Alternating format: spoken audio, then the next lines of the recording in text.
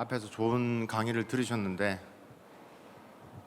제가 오늘 보니까 오늘 쫙 내용 오후까지 다 들으시면 시커머스 지금 공습이 어디까지 갈 것이고 그다음 우리가 어떻게 대응해야 될 것이냐에 대한 전반적인 공부를 많이 하고 가실 것 같습니다. 주어진 시간이 40분이기 때문에 오늘 제가 드릴 말씀은 크게 제가 지금 보시면 될 것 같고, 제가 오늘 크게 여러분들한테 설명드릴 내용은 나름 공부를 하신 분도 있겠지만 이 시커머스가 어떻게 이제 글로벌화 나가느냐라는 이런 약진, 이런 배경 이야기를 좀 하고요. 시커머스 그러니까 제가 이제 관심을 가지고 있는 지금 이제 책을 마무리하고 있는데 이 시커머스 플랫폼 저희가 이제 보통 네 마리 용이라고 하는데 우리가 앞에서 말씀드린 RTC 그다음에 곧 들어올 것으로 보여지는 이 틱톡샵 지금 시장의 분위기는 이런 것 같습니다. 알리 버전의 로켓 배송을 언제 시작하느냐. 두 번째는 틱톡샵이 한국에 런칭을 언제 하느냐. 이게 또 새로운 또 하나의 전환점이 될 것 같습니다.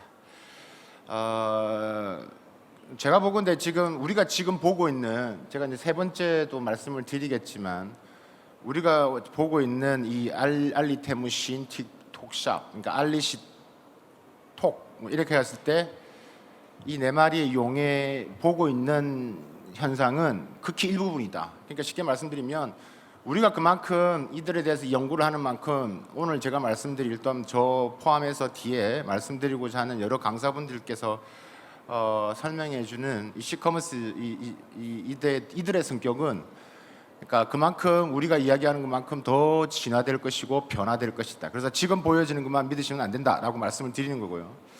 제가 이제 글로벌 전략이 어떻는지를 가능한 왜냐하면 이게 이 네 마리의 용마다 다 다른 이 특징을 갖고 있고 이들의 글로벌 전략도 다릅니다. 그래서 그 전략 하나하나를 설명하려면 너무 긴 시간이기 때문에 제가 짧게 알리는 어떠한 전략에서 시작을 했고 어떻게 한국 시장을 바라보고 있는지, 테무는 어떻게 바라보고 있는지, 쉬는 어떻게 바라보고 있는지, 틱톡샵은 어떻게 바라보고 있는지, 이게 아는 게 매우 중요합니다. 제가 주로 가장 자신 있게 말씀드릴 수 있는 부분들은 이 RTC 틱톡 괜찮으세요? 틱톡샵들이 그 현장을 제가 이제 많이 가봤기 때문에 실제 테무의 공장, 그다음에 오늘 앞에서 말씀하셨던 시인, 패션, 시인의 생태계를 가보시면 어마어마합니다. 그러니까 그들의 제조 현장, 어떻게 AI와 빅데이터를 가지고 물건을 만들어내는지 그 현장을 다 돌아보고 인터뷰를 해보고 본 느낌은 만만치 않다 했지. 그러니까 지금 보고 있는 알리테무는 얘들이 색깔을 변하는 한 단계, 1단계, 2단계 정도만 보고 있구나. 앞으로 얘들이 어떻게 변화될 것이냐를 우리가 좀 봐야 된다. 그래서 마지막 짧은 시간이지만 대응을 좀 이야기해 보도록 하겠습니다. 그러니까 지금 중국 입장에서는 지금 알리테무신 이는 우리가 말한 해외 직구를 통해서 수출이 많죠. 중국 작년에 수출을 했다 0.6% 정도를 했는데 그 0.6%가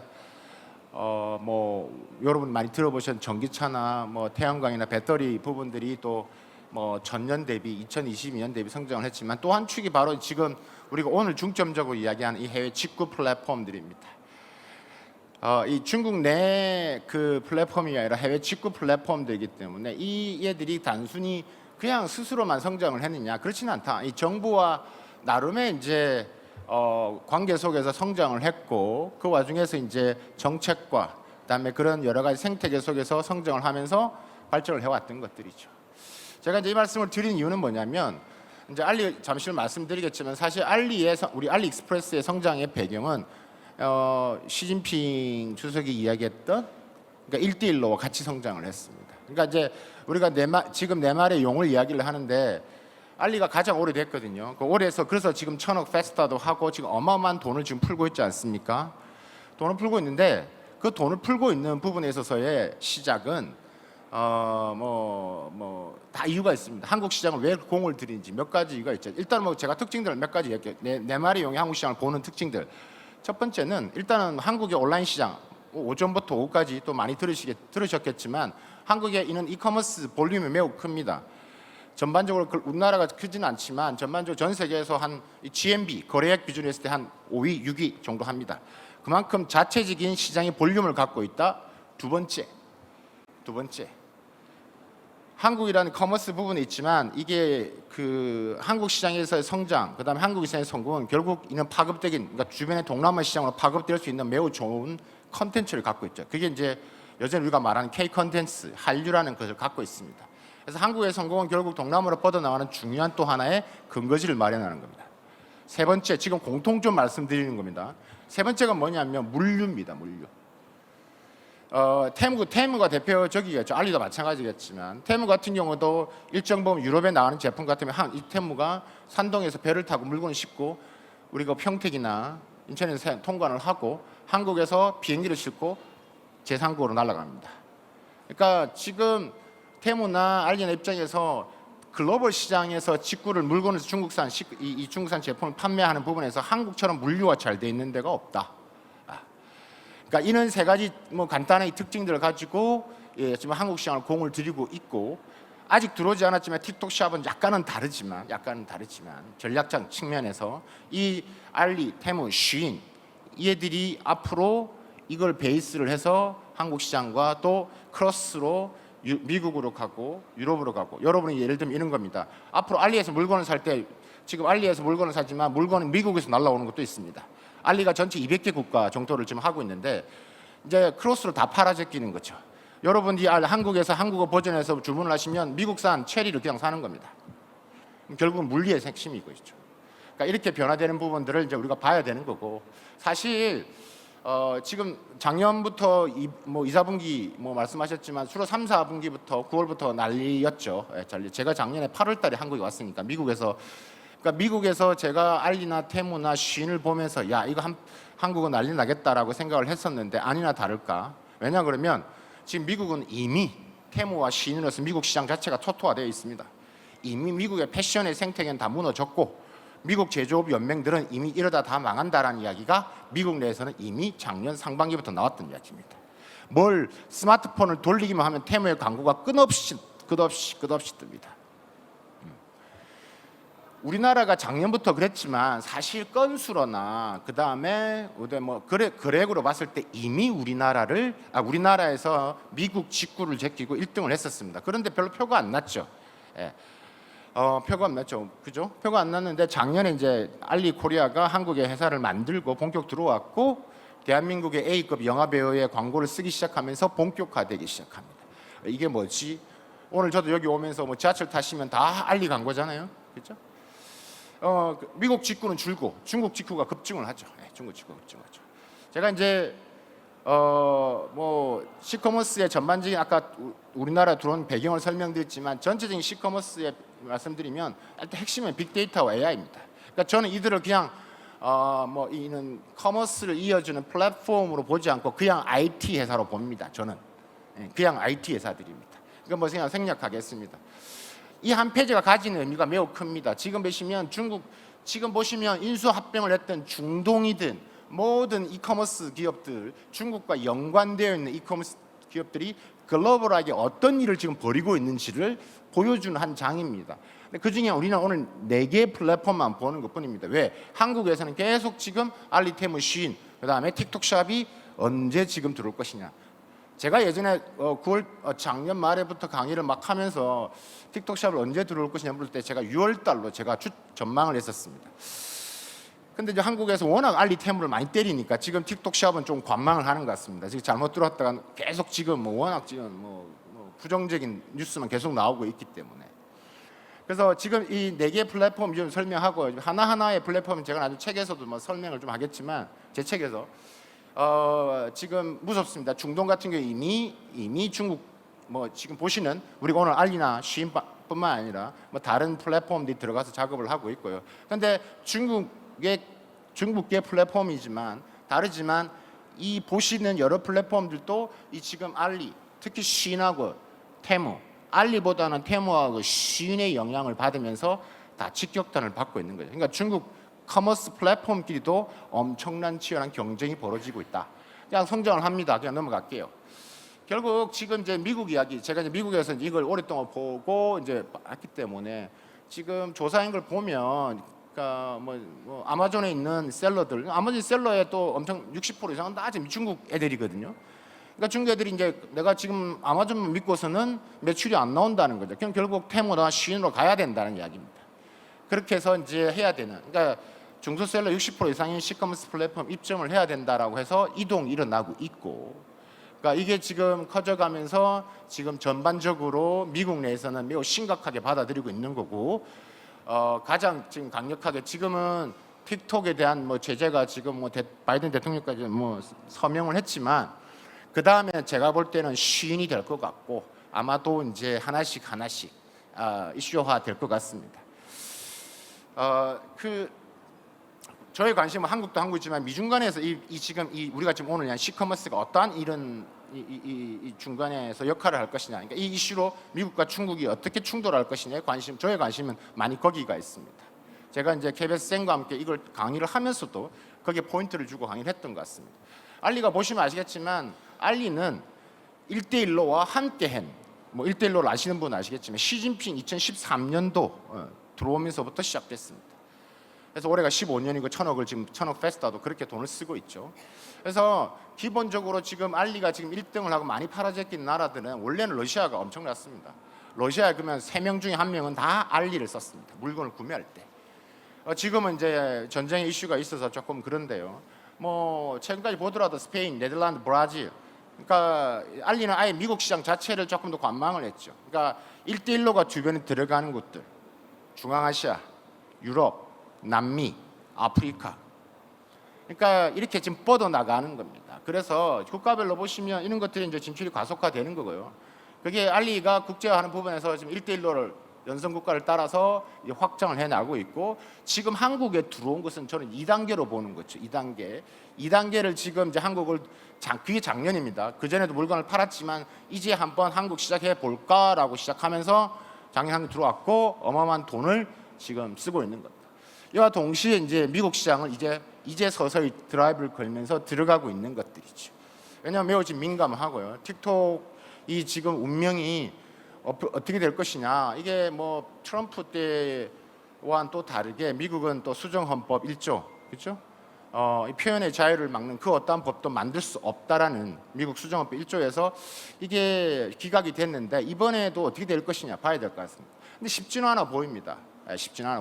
엄청나게 지금 알리나 틱톡 있지만 그 틱톡의 그런 내용을 보면서 시인이나 테무도 엄청난 로비 활동을 하고 있고, 그다음에 지금 탈중국을 위한 작업들 다 본사를 지금도 중국에서 옮긴 거죠. 싱가포르, 보스턴 다 지금 옮기고 있습니다.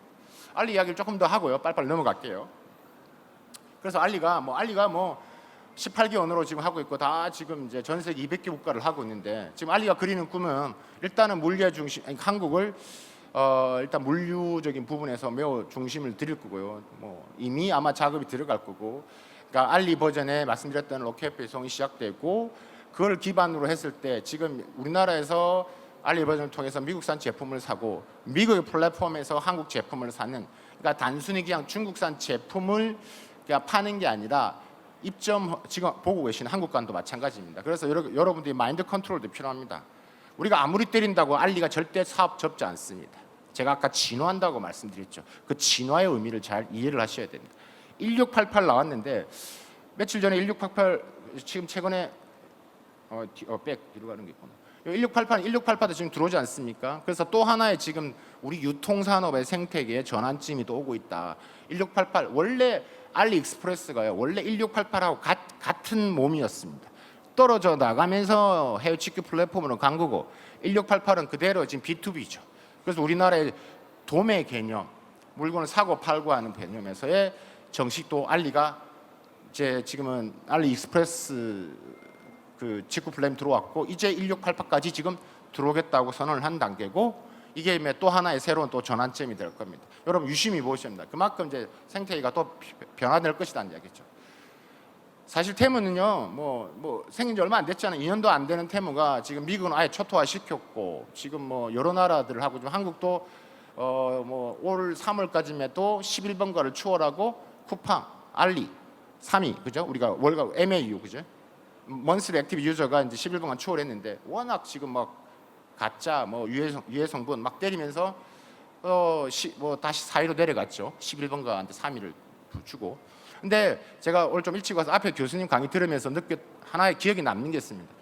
우리가 지금 뭐 불만 건수가 뭐 10배, 300배지만 그 건수 대비 물건 들어오는 양, 이 모수는 더 어마어마합니다. 그러니까 우리가 매체에서 보는 것과 실제 그걸 가지고 또 이 정도면 괜찮지 하고 이야기하는 사람 많습니다. 때문에 이게 그냥 뭐 지금 뭐 누가 혹자는 그런 말 하죠. 알리, 테무 이러다가 그냥 한때 유행으로 끝나지 않습니까? 저는 그렇게 보진 않습니다. 뒤에서 좀 더 설명을 드리겠습니다. 테무도 성장 배경의 이야기를 제가 뭐 방송에서도 좀 재밌게 많이 이야기했는데, 오늘도 뭐 아시는 분도 계시고 하시기 때문에, 그러니까 테무와 쉬는 태생부터 미국을 타겟팅하고 태어난 애들입니다. 한국이 아닙니다. 네, 한국이 아닙니다. 테무는 태어날 때부터 미국 시장, 북미 시장을 보고 들어오는 애들입니다.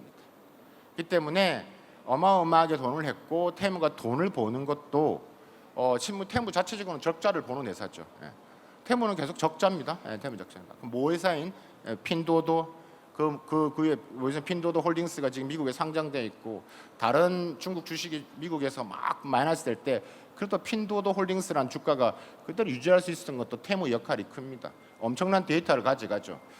제가 시간을 통해 못했는데, 사실 우리가 지금 오늘 시커머스 이야기를 할 때 핵심이 뭐냐면, 이제 뭐 제가 이야기할 때 일괄 위탁 관리 방식, 좀 쉽게 설명하면 좀 앞에서 좀 완전 위탁 방식입니다. 이게 이제 우리나라하고 다른 거죠. 그러니까 A부터 Z까지 전부 다 플랫폼이 다 하는 겁니다. 이걸 누가 제일 먼저 했냐면 바로 테무가 먼저를 했습니다.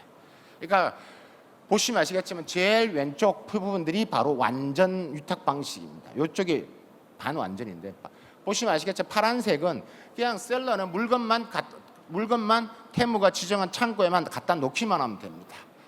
그리고 모든 것을 다 물건을 선정을 하고 가격 매기고 심의하고 창고 물류해 발송하는 거, 외국어 번역 서비스부터 AS 모든 것을 다 플랫폼이 다 합니다. 이게 완전 위탁 방식입니다. 이건 알리도 하지 않았습니다.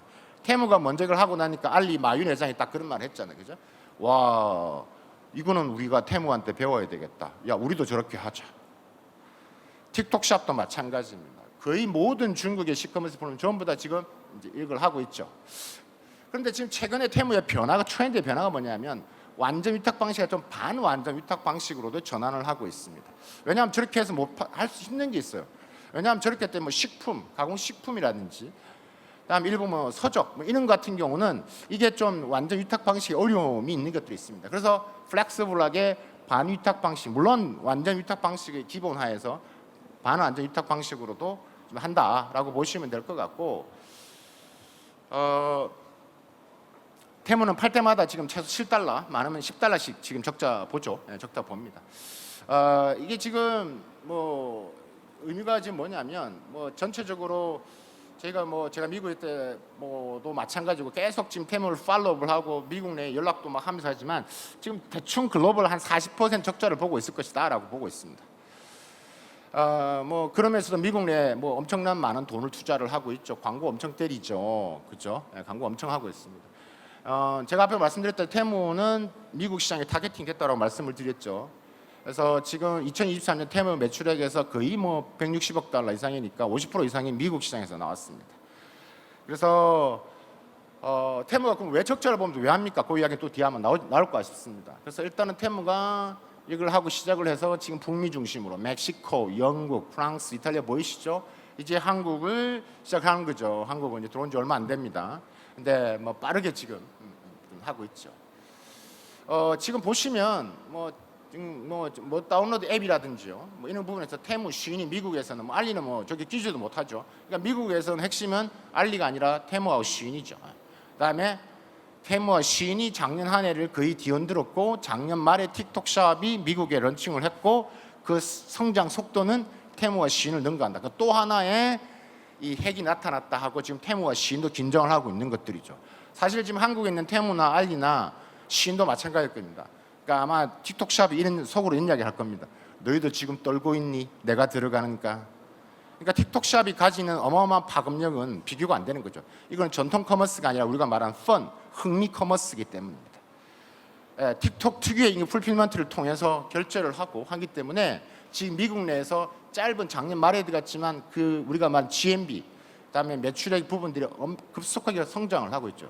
하지만 아직까지도 지금 현재까지 이야기한다면 테무와 시인이 더 하고 있다라는 부분들입니다. 테무도 짧은 시간에만 쭉쭉쭉 올라가는 거 그냥 눈으로 보십시오. 시간이 없으니까 눈으로 쭉쭉 보시면 될 것 같습니다. 그래서 이런 부분에 있어서의 우리가 테무를 어떻게 볼 것이냐라는 것들이죠. 시인 이야기 좀 할까요?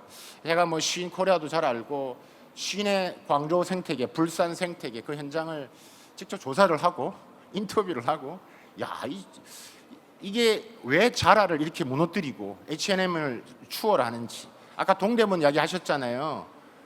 뭐 지금 한국 내에 있는 여러 뭐 패션 의류 관련된 쇼핑몰을 운영하는 지금 이 문 닫는 이 쇼핑몰이 뭐 한두 개가 아니다. 지금 동대문이 아니라 동대문 아까 들으셨으니까 지금은 쇼핑몰을 운영하는 개인이든 간에 기업을 운영하는 쇼핑몰이든 간에 엄청난 타격을 받고 있죠. 조금 아시는 분은 아실 겁니다. 시인이 만들어낸 옷은 그냥 중국 옷이라고 보시면 안 됩니다. 시인을 디자인은요 중국인 디자이너보다는 외국인 디자이너가 더 많습니다. 동대문에서 일하고 있는 한국인 디자이너들 디자인을 해서요 그걸 하면 그 디자인이 된 제품이 바로 광저우 혹은 불산에 있는 생태계에 있는 제주 생태계로 넘어갑니다. 만드는데 3일이면 됩니다. 그러니까 이 디자인 자체가 시인이 옷이라는 게 지금 한국도 한 시인의 계약 관계에 있는 사람이 디자이너가 한 60명, 60명 될 겁니다. 한 제품당 한 50만 원 정도 받습니다. 미국도 있습니다. 일본도 있습니다. 그러니까 시인에서 판매된 저렴한데 이게 그냥 중국 애들 우리가 아는 중국 디자인이 뭐 그렇지 그런 게 아니라니까. 그러니까 지금의 H&M이든 자라를 지금 그러니까 올해 초에 이제 자라까지 하면서 여기까지 온 거예요. 그러니까 미국이 지금 미국 시장을 지금 완전히 바꿔 놓은 거죠. 거의 제가 이제 미국에 있을 때 미국에서 작년입니다. 작년 제가 8월달에 왔으니까 제가 이제 상반기에 있으면 미국 대학생들 여학생들 10명 중에 인터뷰를 해보면요 10명 중에 8은 테무 시인 다 깔려 있습니다. 100불이면 뭐 청바지 색깔별로 다 사고요. 디자인 최근 트렌드한 거. 뭐 안 살 수가 없죠. 우리가 일단은 얘들의 특징을 좀 알고는 가죠. 시인의 지금 다운로드 쭉 가고 있다라는 거. 한번 쭉 눈으로 이건 자료를 그냥 보고 설명드리겠습니다. 지금 결국 미국 시장이죠. 시인은 태생이 조금 됐지만 아까 제가 이 연도표 보셨잖아요. 중국 이커머스 플랫폼은 다양한 플랫폼이 있지만 그 중에 4개를 제가 박스를 쳐드렸습니다. 그러면 시인이 두 번째입니다. 원래 시인의 CEO는 뭐 웨딩 드레스를 판매하다가 지금까지 왔지만 그 CEO는 원래 뭐냐면 이 빅데이터입니다. 그러니까 어떻게 서치 엔진 우리가 SEO라고 하죠. 그러니까 서치 엔진을 하는 엔지니어 출신입니다. 그러니까 시인은 일단은 지금 현재 가장 트렌디한 옷이 어떤 건지를 AI를 통해서 전 세계적으로 쫙 찾아냅니다. 서치를 통해서. 그걸 AI가 합니다. 그 서치 앤 디자인 예를 들면 요가복을 만든다. 그럼 요가복에서 가장 트렌디한 어떤 브랜드든 뭐든 가장 트렌디한 어느 게 많이 팔렸는지 그런 데이터에 기반해서 그런 전반적인 방향성, 트렌디한 디자인을 아까 말씀드렸던 한국, 일본, 미국 이런 디자인을 쫙 뿌립니다. 그럼 한국은 예를 들면 요가복, 일본은 원피스, 청바지. 그럼 그 트렌드에 따라서 그 디자이너가 참고를 하고 디자인을 합니다. 뭐 그거로 끝나는 게 아니라 그거로 인해서 이제 제도 생태계 또 잠시 말씀드리겠습니다. 그렇기 때문에 만만치 않습니다. 제가 하나만 더 말씀드리면 시인에 대해서 말씀드리면 시인이 패션으로 끝날 것 같죠? 안 그렇습니다. 시인이 이제 공상품으로 넘어갑니다. 지금 광주시나 광주 부분에서 시정부에서 시인의 생태계를 만들어주고 있죠. 왜? 이 모델을 성공 모델을 제품만 바꿔 끼면 되거든요. 그대로 옮겨놨습니다. 지금 틱톡샵 이야기해 볼까요? 뭐 틱톡샵 뭐 여러분 아시겠 틱톡 샵은 틱톡 위에 기반해서 그대로 얹혀놓은 겁니다. 뭐 페이스북 다음이죠. 44억 3천만 명. 2023년 기준으로 제가 넣어본 겁니다.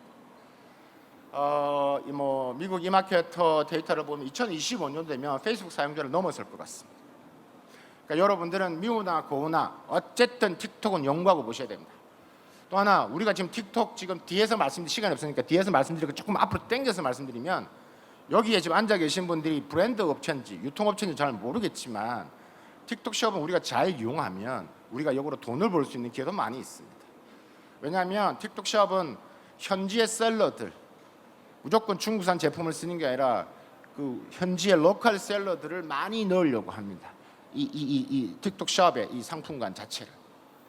그 때문에 좀 다르게 보셔야 되고 이 네 마리의 용 플랫폼마다 다른 전략들을 볼 필요가 있습니다. 뭐 10억 명이 넘는 틱톡 유저에게 보여주는 거죠. 그냥 알아서 꽂아줍니다. 알아서 꽂아줍니다. 알아서 꽂아줍니다. 그래서 이게 결국은 알아서 꽂아주고 이제 흥미 커머스, 이제 말씀드린 전통 커머스가 아니라 이제 흥미 커머스로서 하기 때문에 그냥 재미있게 놀다가 그냥 버튼 몇 번만, 터치 몇 번으로 그냥 바로 결제로 가는 것들이죠. 그래서 아까 말씀드렸죠. 너희들 지금 떨고 있니? 제가 오늘 말씀드린 이 네 마리 용도 서로 간의 경쟁입니다. 예를 들면 미국 시장에서 미국 시장의 테무하고 쉬는 서로가 맞고소 걸려 있죠. 죽이니 사겠니 하고 있습니다. 미국에서. 그러니까 매우 치열하게 터지고 있는 것들이. 근데 이 틱톡 샵은 좀 완전 다른 거기 때문에 이 성장 속도 이게 변화가 있는 거죠. 그러니까 틱톡 샵에 들어갔다면 결국 상징적이고 매우 이 제재의 가능성이 매우 크기 때문에 이 데이터의 중심에 데이터 유출의 중심에 있는 이 플랫폼이기 때문에 그렇습니다. 지금 미국에서 틱톡을 제재하는 법안이 통과된 것도 그런 이유입니다. 지금 이제 이 틱톡은 이제 좀 다르죠. 동남아를 먼저 들고 한국 시장에 이제 들어오려고 하는 겁니다. 관망을 하고 있습니다. 이제 이게 들어오면 또 하나의 새로운 변화. 우리가 또 한번 우리가 뭐 유통주간이 내년에도 열린다면 또 다른 스토리로 제가 강연을 하게 된다면 또 진화된 이야기를 가지고 또 하겠죠. 왜 이렇게 잘 팔리느냐? 뭐 전 세계적으로 여러분 잘 아시는 뭐 일단은 뭐 워낙 글로벌 인플레이션 초저가 그렇죠? 워낙 광고를 많이 때리 그죠? 이런 이제 첫 번째 이유가 있죠. 이럴 때 가야 된다. 물론 중국 내부에서 밀어내기. 왜냐하면 코로나 지내면서 쌓여있던 물건들 밀어내야 되니까 워낙 많이 있기 때문에 어쩔 수가 없죠. 그러니까 그거를 본 거겠죠. 그걸 가장 제일 많이 본 게 바로 테무입니다. 지금의 중국의 이 제조기업을 살릴 수도 있으면서 지금 막대하게 쌓여진 이 재고를 풀 수 있는 기. 그게 전 세계적인 글로벌 인플레이션 현상이 큰 역할을 했다.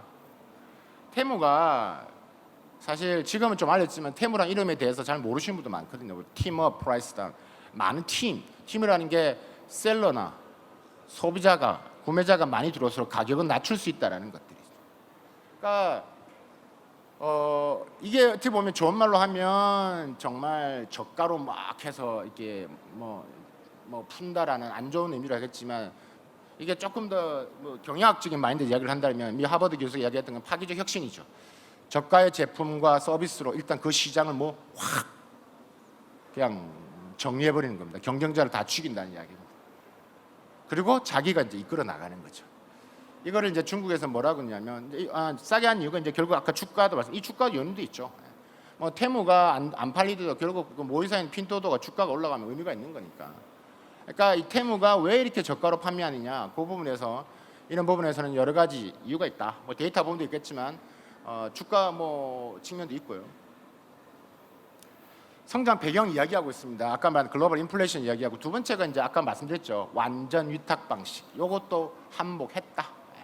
한몫했다. 그래서 이런 부분에서 결국은 이런 완전 위탁 방식이 공급망을 최적화를 하고 조달, 보관, 물류비 원가 절감을 하고 이걸 통해서 이제 이 매출을 만들어내는 것들이죠. 그러니까 새로운 이런 완전 위탁발 이게 중국이니까 가능한 거죠, 그렇죠? 그다음에 알리 같은 경우는 엄청난 물류의 인프라를 갖고 있죠. 그 자회사인 차이니아오라는 이런 물류회사가 있고 물류가 전 세계 200개 나라를 파는데 그 제품마다 이용하는 이 택배 운송 물류회사가 다릅니다. 차이니아오가 있고 또 뭐 다른 로컬 기업도 있을 것이고 글로벌 이 택배 물류회사를 또 물류회사들하고 협업을 하기도 합니다. 세 번째가 이제 성장 배경은 저는 이제 빅데이터 쇼핑 알고리즘이죠. 그 예를 제가 아까 쉰이라 말씀을 드렸죠. 결국 이게 이제 이게 핵심은 아까 디자인을 말씀을 드렸으니까 이게 뭐 다품종 소량 생산이니까 그러니까 어떻게 이 패션 제조가 아까 동대문 지금 힘든 거 말씀을 드렸는데 이게 참 여기 패션업계 계시는지 모르겠지만 힘든 게 뭐냐면 재고율 보통 한 30-40% 이거 못 팔면 다 안아야 됩니다. 이게 재고를 다 끼워놔야 됩니다. 그거를 치고 나왔던 게 여러분 잘 아시다시피 자라나 H&M이죠. 이런 회사들이 패스트 패션 회사인데 쉰이라는 회사가 바로 울트라 패스트 패션이죠. 그러니까 자라가 한 2주 만에 옷을 만들어낸다면 이 회사는 한 5일 만에 만들어내는 거죠. 그 5일은 바로 생태계에 있습니다. 쉰이 만들어 놓은 이런 프로그램 속에 소프트웨어 프로그램이 그 2,000개가 넘는 그러니까 광주, 울산 2시간 범위 안에서 모든 제조 기업들이 다 쉰의 망에 들어와 있습니다.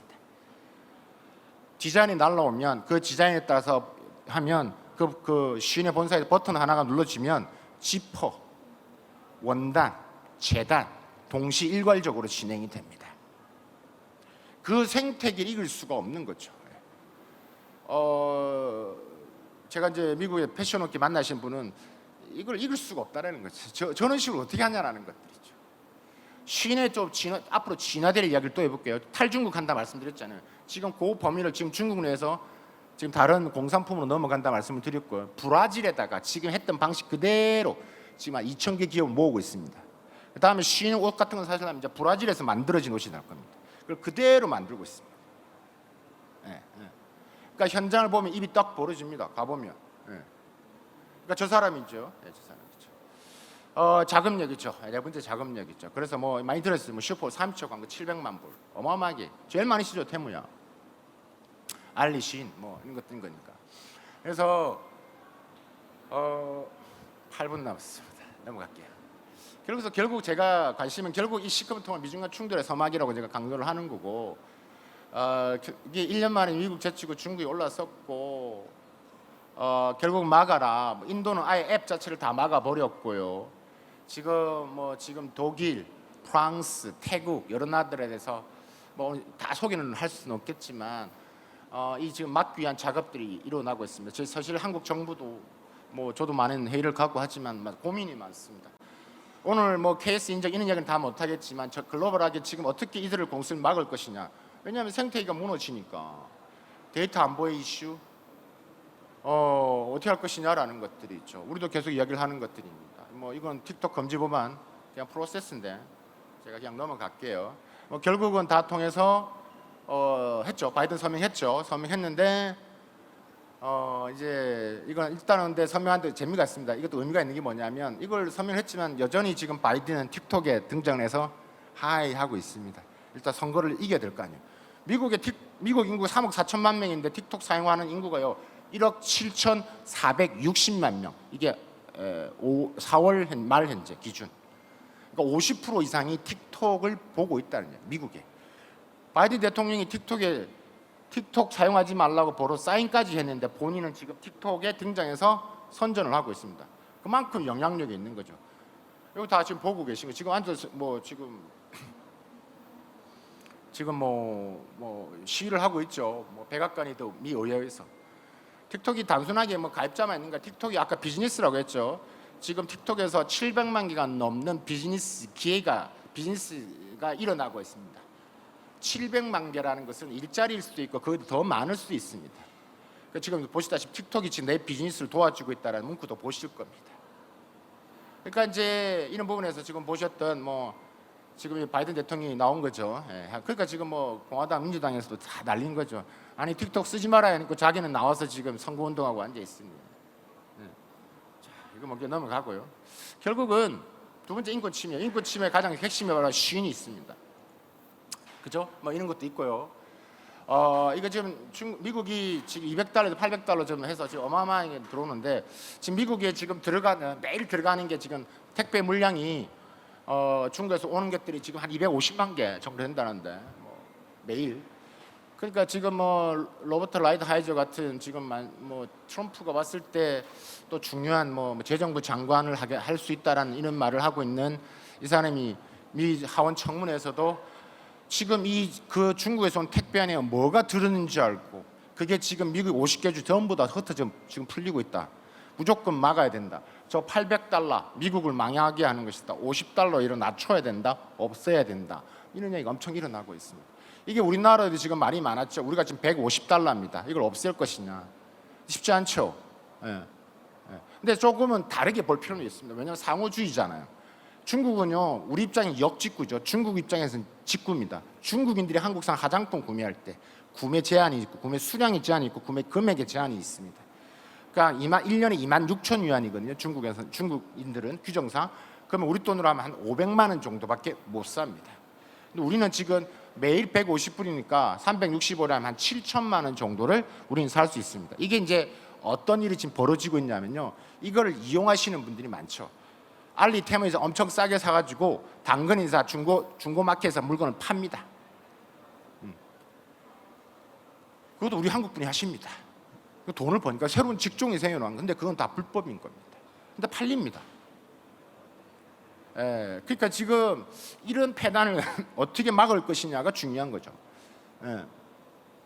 뭐 이것도 체육 대우, 이것도 뭐 기본적인 부분에서 뭐 지금 자체가 WTO가 의미가 없기 때문에 그냥 참고를 하시고요. 남아 있는 제가 한 4분 정도 시간 안에 우리 대응 이야기하고 마치겠습니다. 지금 사실 저는 초창기 때 이렇게 진화할 줄 사실 알리가 신선식품을 팔 거라고는 생각을 못했습니다. 알리가 지금 이거 다 신선식품, 과일은 다 한국산입니다. 한국산입니다. 거기 하다가 우리가 아시다시피 반쿠팡 노선 CJ 제일제당이 깃발을 꽂고, CJ 좋아하시는 분 햇반도 거기 훨씬 더 싸고, 비비고 만두도 알리에서 사고, 그거 어차피 비비고 우리가 그 CJ 거니까. 거기다가 쭉 웬만하면 다 들어가 있죠. 지금 다 들어가 있으면 농시, 뭐 불닭볶음면 다 들어가 있잖아요. 그래서 깃발을 꽂은 게 가장 핵심이 뭐냐면 바로 삼성전자까지 들어갔습니다. 정품을 판매하는. 그러니까 이제 알리 입장에서 야, 내가 삼성전자까지 폼에 안았어. 더 싸. 안 들어올래? 알리? 들어갑니다. 그러니까 여러분이 중국산 제품을 안 사고 그냥 비싸잖아요. 계란 한 판, 한국 계란 한 판이에요. 30알짜리 한 판이 1,000원이면 안 사시겠습니까? 아니 중국 공산품 안 산다, 안 사고. 어쨌든 알리에 가입을 하셔야 됩니다. 결국 시커머스는요 더 똑똑해질 겁니다. 그러니까 우리가 이걸 어떤 식으로 접근해야 될 방향은 조금은 고민이 좀 필요합니다. 오늘 지금 제가 책에서 여러 가지를 하고 있는데 소비자 보호 측면의 이야기, 주로 매체에서는 소비자 보호 이야기를 많이 하겠죠. 뭐 이건 뭐 나중에 제 유튜브 보시면 될 것 같고, 제가 오늘 저의 관심은 산업 생태계입니다. 우리의 산업 생태계 구멍이 지금 물이 쫄쫄쫄 흐르고 있다. 이거 어떻게 해야 될 것이냐라는 것들. 뭐 간단히 지금 보겠습니다. 결국 첫 번째는 이게 이제 적자적인 가시화되면요, 이제 뭐 이커머스 유통 플랫폼에서 이제 최소한 뭐 한 6위권 밖에 있는 혹은 인부분의 중소 플랫폼들이 어떤 형태로가 합종 연행이 되면서 이 중국 지분에 의해서 정리가 될 가능성도 배제할 수 없습니다. 안 되길 바라 보이지만 이미 지금 물류도 마찬가지입니다. 물류 운송 지금 아시겠지만 한국이 지금 공급관위원회에서 공신률이 높은 물류센터, 대한민국의 물류센터가 엄청 많습니다. 비어 있는 창고가 엄청 많습니다. 통신 판매 기업들, 개인 사업자들 폐업, 지금 앞에 동대문 했지만 지금 인터넷 통신 판매업, 약간 말하는 쇼핑몰들 지금 계속 문 닫고 있습니다. 계속 문 닫고 있습니다. 이 기업들, 이거 사람들 어떻게 할 것이냐 이거예요. 수입 유통 기업들, 제가 요즘 관심 있는 기업이고 요즘 이걸 좀 도와준다고 좀 바쁘게 뛰어다니고 있고, 제가 오늘 강의 끝나자마자 바로 지금 광저우를 갑니다. 거기에 있는 CEO들 대상 똑같은 비슷한 주제인데 거기는 산업 생태계에 어떠한 이게 변화가 올 건데 우리 기업분들은 어떻게 될 거냐, 그 이야기하러 제가 이제 지금 SRT를 타고 지금 내려갈 건데, 예를 들면 이런 것들이 있죠. 우리나라에 있는 소상공인 연합회 보면 60개 단체가 있습니다. 예를 들면 산업용재협회, 중소기업 융합협회, 산업용재협회 같은 게 뭘 하냐면 전동 드릴, 공구, 이런 거 있죠. 망치 다 중국 겁니다. 근데 그분 입장에서는 불만이죠. 우리는 갖고 와서 한국 캐시 인증 다 받아가 했는데 시커머스는 그거 없이 하는 거잖아요. 최근에 정부에서 지금 약간 혼동이 있었던, 막았다가 다시 죄송합니다 했던 그런 지금 혼동을 하는 와중에서 이 기업들은 지금 이제 힘들어하는 것들이죠. 수입 유통하는 기업들 꽤 많습니다. 어마어마합니다, 여러분. 뭐 청계천 이런 데서요 조그만 몇 평짜리 공구상 같은 거 하시는 분 있죠. 그런 분도 20억씩 한답니다, 매출이. 근데 거의 딱 25%, 지금 현재 25% 매출 떨어졌답니다. 뭐 지금 제가 그분들하고 같이 지금 일을 하니까 어떻게 도움을 드리면 될까요? 하면서. 제조도 이제 마찬가지죠. 제조도 마찬가지입니다. 그러니까 제가 18초 남았습니다. 그래서 이걸 하고 제가 결국은 앞으로 역할 정부나 이런 부분에서는 조금은 일단은 기본 상호주의 원칙을 일단 생각을 해야 될 것 같고요. 재판매, 재유통 이슈를 우리가 어떻게 쳐다봐야 되느냐. 그러니까 이런 부분에서 우리가 이제 부분들이 있다. 그래서 뭐 간단하게 우리가 기업 입장에서 이런 마인드 전략도 필요하고요. 역발상 비즈니스 전략들. 뭐 지금 아마 테무도 알리도 마찬가지일 겁니다. 여러분 이런 것들을 활용할 수 있는 부분들. 그러니까 기업이 처한 상황에서 어떻게 활용하느냐가 매우 중요합니다. 요거 하고 마치겠습니다. 저는 이걸 차이네이션이라는 표현을 저는 쓰는데 제가 쓰는 편인데 이게 이제 공수비 이제 시작됐다. 그러니까 지금은 패션, 뭐 식품이겠지만 공산품이겠지만 더 확산이 될 겁니다. 그래서 결국은 이제 우리가 수입 대리상과 판매상은 없어지고 플랫폼만 소비자만 만든 지금 유통의 전문가분도 많이 오셨겠지만 저는 유통의 전문가는 아니지만 중국 유통을 알고 중국의 이런 이 플랫폼들이 어떻게 진화되고 이애들이 어떤 그림을 그리고 있고 어떤 속내가 있는지는 누구보다 잘 알 거라고 생각합니다. 그거를 우리가 미리 가져가지 않으면 쉽지 않다. 진화한다. 그래서 앞으로 이 데이터 기반의 시커머스 파도의 높이와 파장에 조금 더 주목할 필요가 있다라고 생각을 합니다. 시간 다 됐죠. 자, 어쨌든 오늘 뭐 그래도 전체적인 부분에서 말씀을 드렸던 것 같은데 기회가 되시면 질문 또 저한테 연락 주시면 답변을 또 드리도록 하겠습니다. 감사합니다.